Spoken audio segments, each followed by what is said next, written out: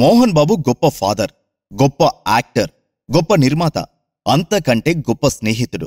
ఈ విషయం ప్రపంచంలో ఏ మూలకు వెళ్లి ఎవరిని అడిగినా మొదట చెప్పే మాట ఇదే.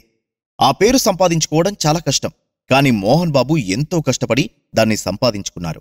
మోహన్ బాబు అనగానే చాలామంది చాలా ఈజీగా ఏవేవో పిచ్చి రాతలు, ఫేక్ ప్రచారాలు చేస్తుంటారు. కాని ఆయన మంచు మోహన్ బాబు కాదు, అంతకంటే మంచి గొప్ప మనసున్న మోహన్ బాబు అని చాలామందికి తెలియదు. అవును, మోహన్ బాబు చేసే ప్రతి ఆలోచన 10 మందికి ఉపయోగపడేలా, 100 మందికి కడుపు నిండేలా ఉంటుంది. ఈ విషయం ఆయనతో కలిసి వర్క్ చేసిన వాళ్ళని ఎవరిని అడిగినా చెబుతారు. అంత గొప్ప మంచి మనసు ఆయనది. ఒక వ్యక్తికి అంత గొప్ప వ్యక్తిత్వం, గుణం అంత ఈజీగా రాదు.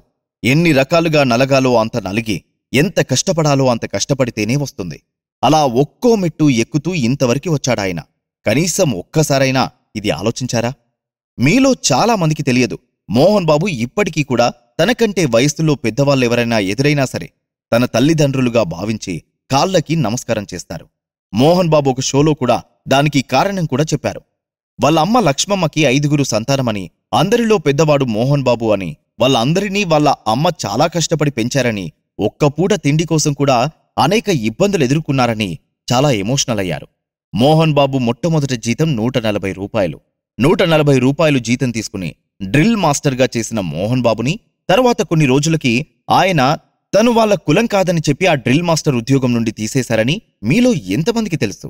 ఆ తర్వాత కూతురు కోడలు అనే సినిమాకి అసిస్టెంట్ డైరెక్టర్గా 50 రూపాయలకి కూడా పనిచేశారు. ఆ సమయంలో కూడా ఎంతో మందితో ఎన్నో మాటలు పడ్డారు, కష్టాలు అనుభవించాడాయన. వాళ్ళ నాన్నకిచ్చిన మాట ప్రకారం 4 ఎకరాల భూమిని ఇప్పుడు ఆయన 1000 ఎకరాలు చేశాడు. అది మోహన్ బాబు అంటే. అప్పట్లో ఒక డైరెక్టర్ మోహన్ బాబును ఎగతాళి చేశాడంట, నీ మొహానికెప్పుడైనా ఈ జన్మలో హైదరాబాద్ చూడగలవా అని. ఆ మాట ఆయన మదిలో బలంగా నాటుకునిపోయి ఇప్పుడు అదే హైదరాబాదులో ఆయన, అదే ఇండస్ట్రీలో ఆయన ఒక లెజెండరీ యాక్టర్, గొప్ప నిర్మాత. అది మోహన్ బాబు పట్టుదల అంటే. రీసెంట్గా జరిగిన ఒక ఇన్సిడెంట్ని ఒక చిన్న ఉదాహరణగా తీసుకున్నా కూడా ఒక విషయం అందరికీ చాలా క్లియర్గా అర్థమవుతుంది.